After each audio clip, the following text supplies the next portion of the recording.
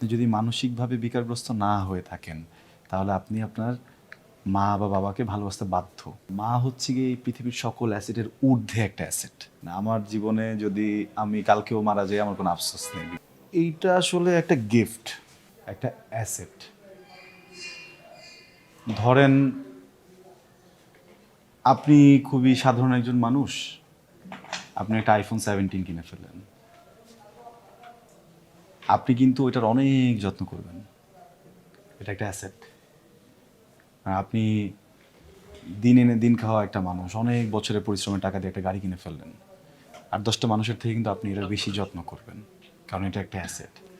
তো মা হচ্ছে গিয়ে এই পৃথিবীর সকল অ্যাসেটের ঊর্ধ্বে একটা অ্যাসেট, যেটা সামহাও যখন আপনি ম্যাচিওর না তখন থেকেই বুঝে যান, আপনার অন্তঃসত্ত্বা বুঝে যায়।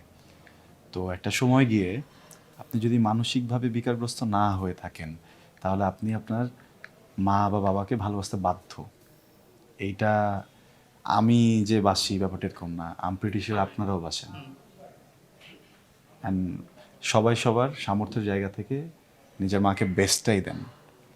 আমি আরস টেলিভিশনে কাজ করি, ক্যামেরার সামনে থাকি সবসময়, এই জন্য আমারটা হয়তো অনেকে জানে। কিন্তু আমি আমার মার জন্য যতটুকু করতে পেরেছি অনেক সন্তানরা এর থেকে অনেক বেশি করতেছে। ওটা হয়তো বা তারা ক্যামেরার সামনে কাজ করে না এই জন্য আসে না, কিন্তু মা বলেন, বাবা বলেন, পরিবার বলেন, এগুলো আসলে আমাদের এমন একটা সম্পদ, এমন একটা সম্পত্তি, যেটা যেই সম্পদে বা যে সম্পত্তিতে আপনি কখনো দেউলিয়া হবেন না। আমার বাসায় 12 মাসই আসলে গিফটের আদান প্রদান হতে থাকে। আমার আম্মা অনেকদিন পর কাজ করলেন সেদিন, হ্যাঁ, তো ব্যাক টু 2টা কাজ করলেন। তো সামনের যে কোনো একটা মাসে যে কোনো একটা তারিখে আমার জন্মদিন। তো মা যেটা করছেন, হঠাৎ করে আমাকে বললেন যে তুমি কোন জুতা পছন্দ করো। তো আমি বললাম যে নাম বললাম যে এই এই জুতাটা পছন্দ করি। তো সে বললো এটা দাম কত। তা আমি বললাম যে এত টাকা। কত টাকা? আচ্ছা। তো পরে যেটা হয়েছে যে সে একটু পরে ঘর থেকে আসলো, এসে বললো তুমি তো অনেক বিজি, আর ধরো তুমি পায়ে দিয়ে যদি ছোট হয়ে যায়। তো সে আমাকে ওই পরিমাণ একটা টাকা দিয়ে গেল।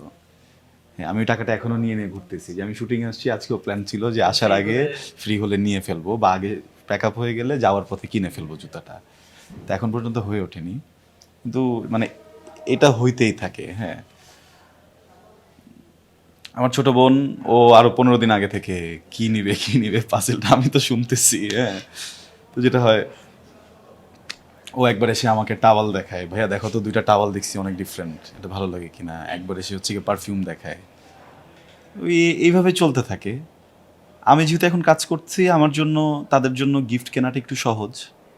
এই জন্য আমি হোমওয়ার্কটা করি কম, এফোর্টটা দিই কম, আমি গিয়ে কিনে ফেলি।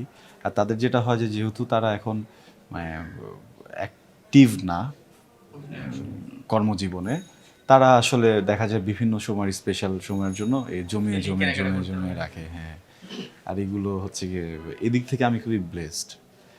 আমার জীবনে যদি আমি কালকেও মারা যাই আমার কোনো আফসোস নেই, বিকজ আমার ফ্যামিলির সাথে আমি যে সময়টা কাটিয়েছি এই সময়টা ইউ ক্যান নট বাই।